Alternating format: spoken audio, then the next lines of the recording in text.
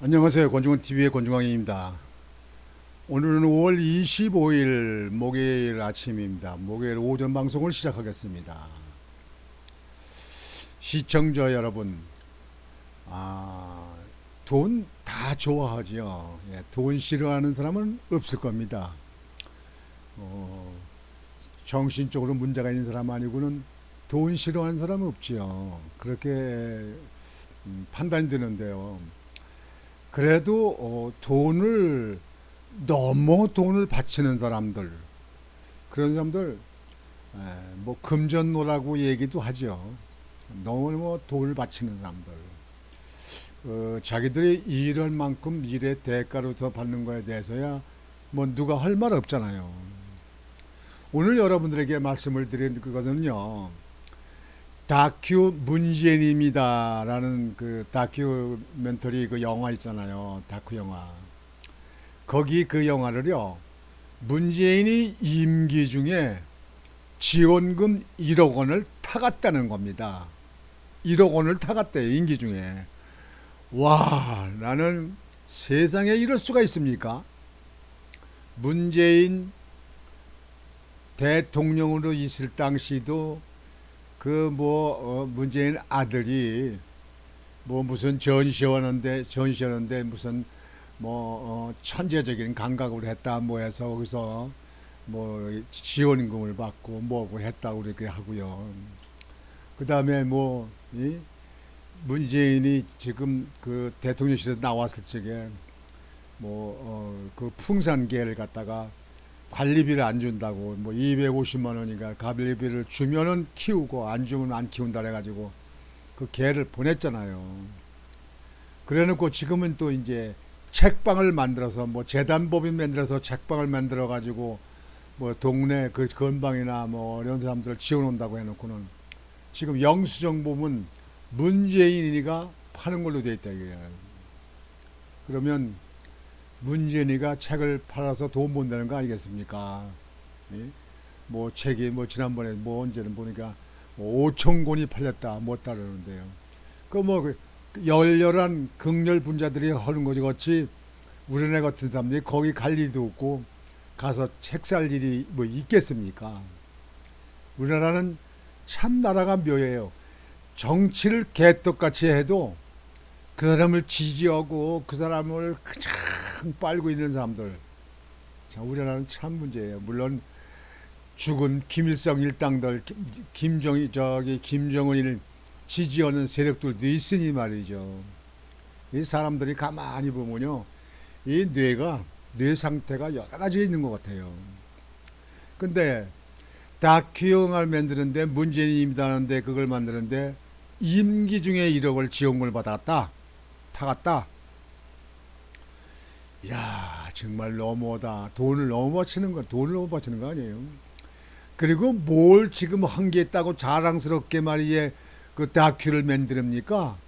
그건 이 다음에 세월이 지나고 시대가 지난 이후에 그럼 연예인들이든가 아니면 그 예술인들이 그 자기들이 그때 당시에 가서 필요한 만큼 만들면 되는 거, 사실로 만들면 되는 거죠. 지금 현재 대통령 나온 지 얼마 됐다고 말이죠. 정말 너무합니다. 헌 게 뭐가 있어요? 나라를 이룩한 게 뭐가 있습니까? 예? 그 집값 아파트 값이 그냥 천장부치고 오르게 만들어가지고 다 거지 만들고 말이죠. 예? LH 앞에 분양할 때도 그냥 뭐 여기저기 그냥 땅값을 그냥 그 부정하게 하는 방법이 있고 그냥 거기서 예? 분양받은 사람들이 있고 말이죠. 탈원전에 가서 한전에만 그냥 수십조 원씩 그냥 빚지게 만들어 놓고 말이지. 그래 놓고 문통이 말이죠. 이북만 바라보고 뭐 이북에 USB를 주었다는데 그 내용이 뭐냐고요. 아니 뭘 다큐로 영화를 보낼 게 있어요? 아이 참나 아주 기가 막히죠. 그랬는데 영화 그 저기 다큐 만든다고 임기 때 지원금을 1억 원을 타갔다. 참 이북에서 그 유교 사빈을 해가지고 이북 서른에서 내려와가지고 한국에서 살기가 힘들고 뭐니까 엄청나게 고생을 해가지고 돈을 엄청나게 바치는 것 같습니다. 그러면 그 부인 김정숙이도 좀 나야 되는데, 김정숙이도 뭐 청와대에 그 뭐 옷을 사고 뭐 집기 넣고 식탁 있고 뭐 있는 거 그 싸그리 없대문요. 그 어디 간 거야? 양산 집으로 다 옮겨간 거예요? 아, 청와대에서 산 거는 다 그 국가 거 아니에요? 그럼 국가에 남겨야지. 다 인수인계 해야지. 양산을 갖다 점수 조사해서 도로 국가 반납할 건 국가에서 찾아가야 됩니다. 그거를 안 하는 그 관련 공무원들도 책임을 져야 되는 거예요. 법대로 안 하면 다 그냥 영창에 잡아넣어야 돼. 그냥 아주 종신 그냥 무기징역으로 그냥. 아이고 참. 2021년 하반기 전주영화제에서 1억 원 지원. 전주영화제 선정 이유는 이게 우리의 색깔. 개떡이나 이게 우리의 색깔. 아이고 빨간색이요 파란색이요. 선정위원회에는 이재명 지지 영화인도 포함. 문재인 전 대통령 퇴임 후 일상을 다룬 다큐멘터리 영화 문재인입니다가 문 전 대통령 임기 중 영화 제작 지원 사업 대상에 선정돼 지원금 1억 원을 타간 것으로 알려졌다. 24일 김승수 국민의힘 의원실이 전주국제영화제 조직위원회로부터 제출받은 자료에 따르면 문재인입니다는 2021년 하반기 전주 시네마스 프로젝트 공모사업에 신청해 같은 해 11월 최종 선정됐다. 해당 공모에는 총 30편의 작품이 응모해 3편이 선정됐다. 다 짜고 치는 소수섭 아닙니까 이게. 조직위원회에 따르면 당시 문 전 대통령 영화를 선정한 이유는 정치적 색깔이 반복되는 작품이라는 우려가 있지만 이런 이야기를 하는 것이 전주국제영화제의 색깔, 정치에 대한 가치관과 태도로 장편 영화가 흥미로울 수 있을지 우려가 있지만 사전 계획이 탄탄하고 준비 시간이 많아 작품의 완성도 기대 등이다.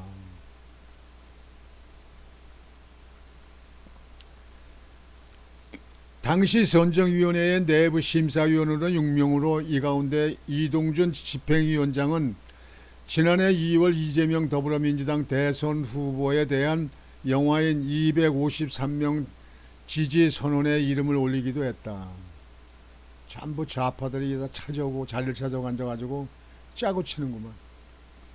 선정심사는 심사위원 전체가 참여하는 토론 심사를 통해 의견을 수렴한 이후 최종 선정하는 방식으로 진행됐다.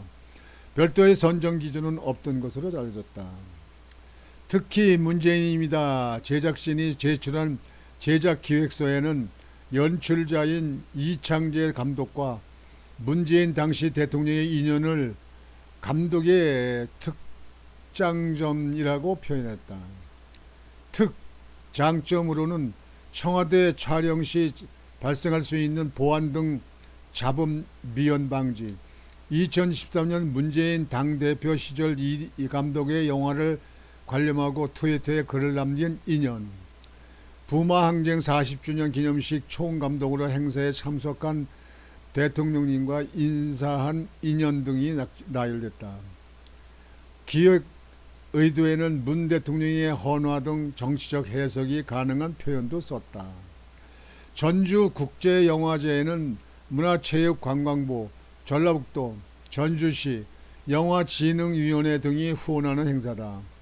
2017년 사드 배치 반대 투쟁을 담은 파란나비 효과, 2019년 4대강 사업을 비판한 영화 삽질, 2022년 조국 전 법무부 장관 재임 시절을 다룬 그대가 조국 등의 다큐멘터리 영화들을 상영해 정치적으로 편향됐다는 지적을 받기도 했다.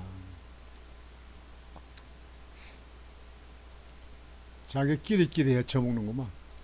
김 의원은 문 전 대통령은 임기 후 잊혀진 사람으로 돌아가고 싶다고 했는데 영화 촬영을 위해 청와대와 협의한 정황이 있고 전주국제영화제 공모 선정 과정에서도 공정성에 의구심이 있다며 퇴임 후 개봉할 문 전 대통령 영화 제작 과정에 청와대가 어떤 역할을 했는지 밝혀야 한다고 지적했다.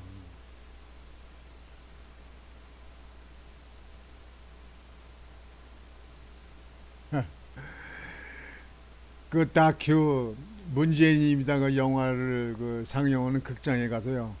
여기 앉아 있는 여기 이분이 문재인이 김정숙이 그 가서 보고 있네. 보고 있는 사람들이 있네. 상영 아마 상영 전인가 보네요. 서 있는 사람도 있고 이게 뭐 여기 뭐 자리가 다 비어 있구만 뭐 여기 조금도 있고. 그거 저 문바들이나 보지 이건 누가 보겠습니까? 우리 같은 사람들은 그거 보라고 돈을 주면 보겠습니까?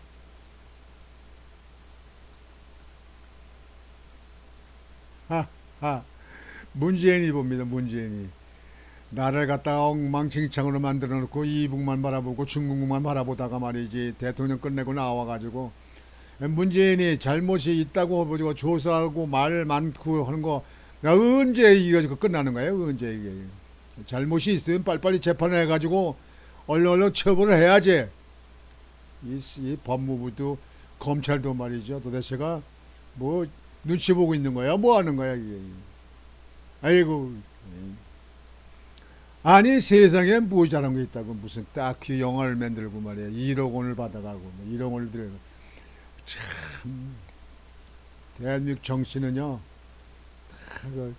그냥 다 그 끼리끼리 정치 패거리 정치 정말 우리 국민들만 죽도록 매일같이 일만 하고 세금만 내고 말이죠 국민들이 불쌍한 나라가 대한민국이에요.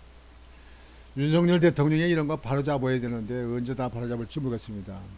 그냥 잘못이 있으면 빨리빨리 검찰이 조사해서 기소를 해가지고 재판받아서 영창에 할 사람도 영창 가야 되죠 말이죠.